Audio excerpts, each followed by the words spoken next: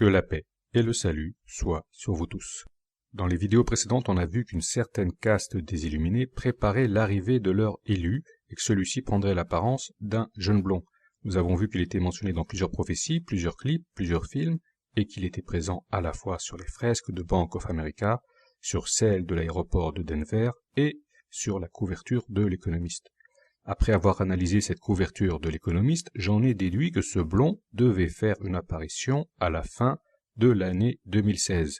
Donc la question que tout le monde se pose, c'est est-ce que cela s'est produit, oui ou non? C'est ce que nous allons tâcher d'examiner dans cette vidéo.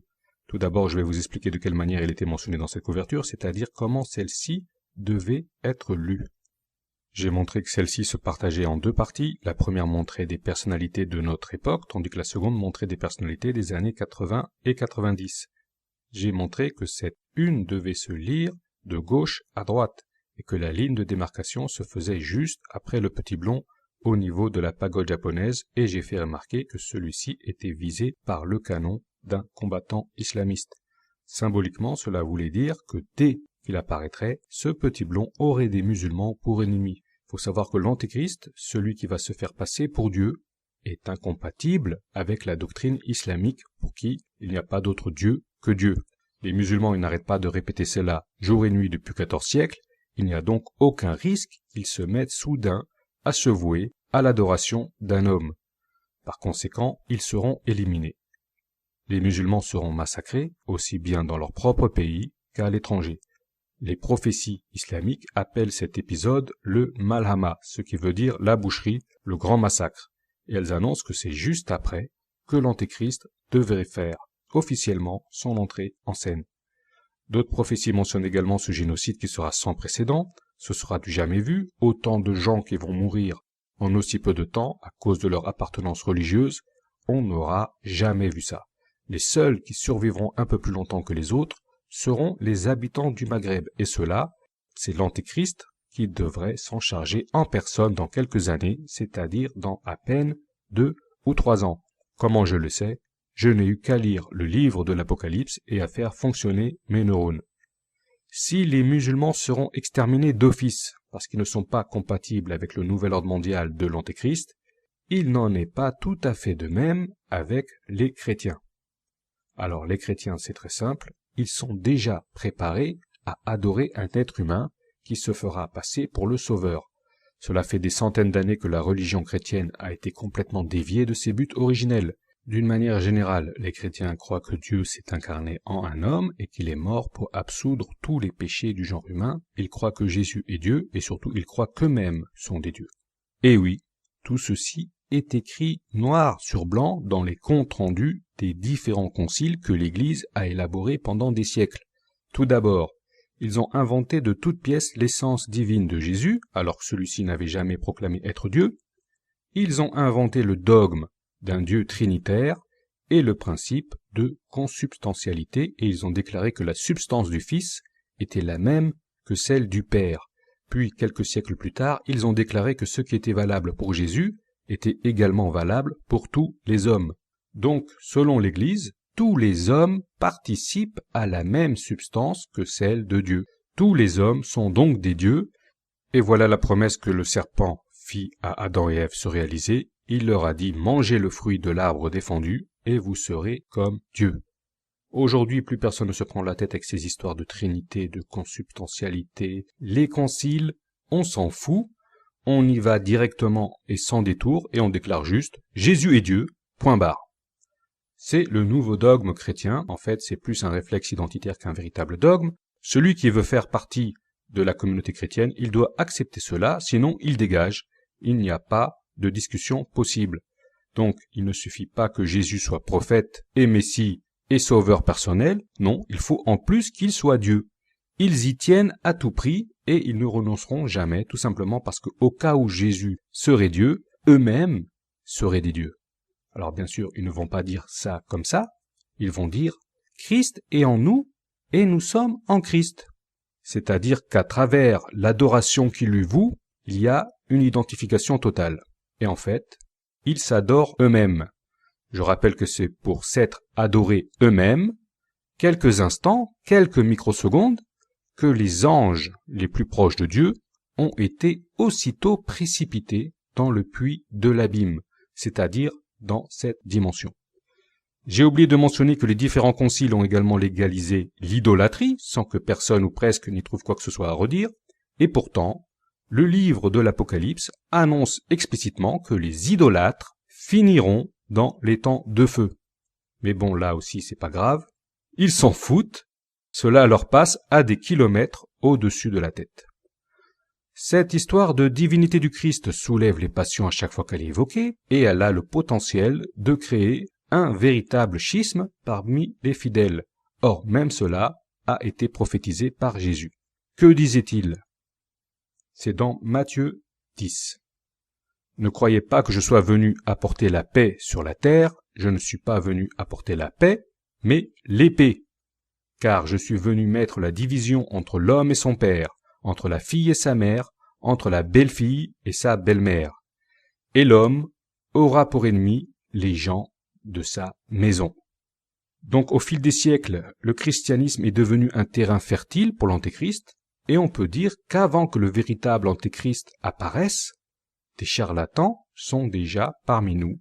Et en plus, aujourd'hui, il y a des gens qui voudraient vous faire adorer des astres, des comètes et des constellations. Ces gens qui ne doutent de rien, ils disent « Dieu est Jupiter et il va féconder la Vierge pendant 9 mois. » 9 mois de fornication astrale. Et ils disent que Jupiter, c'est-à-dire Zeus, le roi des anges déchus, est Dieu.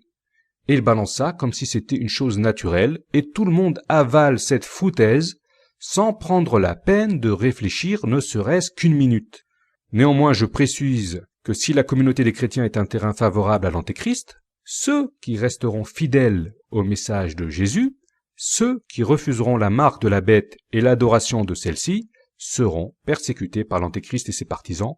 Tout ceci, une fois encore, est écrit dans le livre de l'Apocalypse. Il suffit juste d'avoir des yeux pour lire. Quant aux Juifs, ils se feront également avoir par l'antéchrist, car ils croiront qu'il sera le Messie d'Israël qui va mettre fin au déferlement des hordes des Gog et des Magog.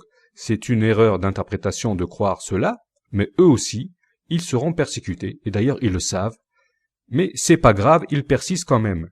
Il faut savoir qu'en matière de religion, chacun voit midi à sa porte, c'est-à-dire que chacun croit ce qu'il veut.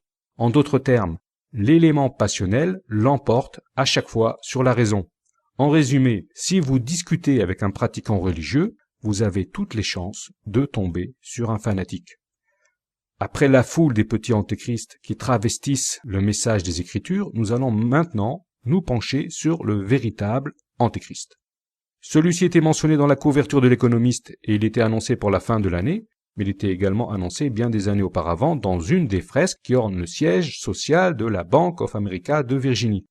On le voit avec les cheveux blonds et vêtu d'un manteau germanique. Dans la fresque de l'aéroport de Denver, il est vêtu d'un manteau tyrolien. Ce blond est debout sur un damier et ses pieds sont disposés en forme d'équerre. Il s'agit là de la position de l'apprenti maçonnique qui passe son initiation. Le sol en forme de damier est présent dans tous les temples maçonniques du monde. Il représente l'ombre et la lumière. Le franc-maçon est quelqu'un qui part de l'ombre et qui va rejoindre la lumière, le grand Orient, là où le soleil se lève. Toute sa vie, il sera sous l'influence des djinns, c'est-à-dire des démons de l'astral. En d'autres termes, la lumière de Lucifer. Et quand il meurt, on dira de lui qu'il est passé à l'Orient éternel. Par exemple, c'est ce qu'on a dit au moment de la mort de Jimmy Savile, le plus grand pédophile de Grande-Bretagne. Les francs-maçons lui ont rendu alors hommage et célébré comme il se doit son passage à l'Orient éternel. En fait, on devrait plutôt dire l'enfer éternel. Donc dans cette fresque, on voit un futur maçon qui passe son initiation. L'escalier représente tous les degrés qu'il aura à gravir jusqu'à atteindre le stade de l'illumination. Je rappelle que l'on retrouve également le symbole de l'illumination dans la couverture de l'Économiste. Il s'agit de la licorne que l'on voit sur la casquette du blond. Sur la fresque, on retrouve en outre la planète X, représentée sous la forme d'un astre noir, et celui-ci interagit avec la femme dans le cube qui, elle, représente les forces de la nature sur notre planète. Le type au fond qui lit un bouquin pendant qu'un olivier brûle, il représente les gens insouciants, les incrédules et les dubitatifs qui sont absorbés par leur distraction et qui ne se rendent pas compte que l'ère de la paix, symbolisée par l'olivier, touche à sa fin. Tout cela signifie que le blond devrait commencer son initiation à ce moment précis de notre époque, qui voit une amplification des cataclysmes naturels déclenchés par la planète X, sur fond de guerre et de tensions géopolitiques. C'est le moment qui précède la Troisième Guerre mondiale qui, je le rappelle, est prévue pour 2017, quand les blés seront mûrs. Tout cela recoupe l'analyse de la couverture de l'économiste, mais cela ne s'arrête pas là. Observons maintenant les trois personnages. On voit deux hommes, un blanc, un noir et une femme bizarre qui ressemble un peu à une sorcière. Ils regardent le blond, sauf l'homme noir qui lui tourne le dos. Qu'est-ce que cela veut dire? Il a fallu attendre la fin de l'année 2016 pour comprendre ce que représentaient ces personnages. Avant, ce n'était pas possible. En fait, il a fallu attendre le duel entre Trump et Clinton. Donc, vous l'aurez compris, l'homme vêtu d'un manteau et qui ressemble à un homme d'affaires, c'est bien évidemment Donald Trump, et la femme à côté de lui, c'est cette sorcière d'Hillary Clinton. L'homme noir qui détourne le dos et qui regarde ailleurs, vers le passé, c'est donc le président sortant, Barack Obama. Mais cela ne veut pas dire qu'il y a des années, des gens auraient organisé l'élection de 2016, mais tout simplement que cette fresque est le fruit d'une vision, une vision de l'avenir. Il faut savoir que les agents psy sont entraînés à dessiner leur vision. Par exemple, les cartes du jeu de Steve Jackson ont été élaborées à partir de ces visions. On y voit beaucoup de choses, comme l'attentat du World Trade Center, celui sur le Pentagone, le séisme du 11 mars au Japon. On y voit Julian Assange, Trump et même Dieudonné. Ce que ces visionnaires ont vu, c'est que l'Antéchrist devrait apparaître à notre époque précise qui a vu le duel entre Trump et Hillary au moment du départ d'Obama. Donc forcément de deux choses l'une. Soit il est apparu, mais ce fut de manière vraiment fugace, et on ne s'en est pas rendu compte, soit la révélation de celui-ci n'a été réservée qu'aux seuls initiés, qu'aux illuminés. Voilà quels sont les paramètres dont nous disposons. On sait que l'Antéchrist est né le jour du 11 septembre 2001. Par exemple, ce n'est pas pour rien si aujourd'hui de prétendus chrétiens soutiennent la thèse que Jésus serait né un 11 septembre. On sait donc qu'il aurait 15 ans et qu'il serait blond et avec des origines germaniques. Et en 2011, une info a fuité à partir des sites de la Lucy Trust, c'est Benjamin Crème et ses copains, selon laquelle il serait déjà capable de parler couramment 10 langues dès l'âge de 10 ans. Pourquoi? Tout simplement parce que le moment venu, il voyagera vers tous les peuples pour leur demander de l'adorer, et il s'adressera à eux dans leur propre langue. Il va donc parler en anglais, en arabe, en français, en russe, en chinois, en hindi. Donc déjà avec 10 langues, il couvre la majorité du spectre linguistique mondial. C'est une info intéressante à plus d'un titre, car cela signifie qu'il est obligé de passer par une phase d'apprentissage, c'est-à-dire qu'il n'a pas la science infuse. Ce ne serait donc pour le moment qu'un humain, et non un démon vieux de plusieurs milliers d'années incarné dans un corps d'homme. Il y a donc une petite nuance. Cela signifie qu'il est tout à fait possible que l'Antéchrist lui-même ne sache pas vraiment qui il est. Ce ne serait qu'un ado plus ou moins normal qui parlerait plusieurs langues. Si l'Antéchrist ignore au départ sa propre nature, cela expliquerait l'initiation que l'on voit sur la fresque. C'est donc à partir d'aujourd'hui qu'il commencerait à gravir les échelons jusqu'à prendre la tête du mouvement des Illuminés. Dans la prochaine vidéo, nous examinerons en fonction de ces paramètres quels pourraient être les meilleurs candidats au poste de l'Antéchrist.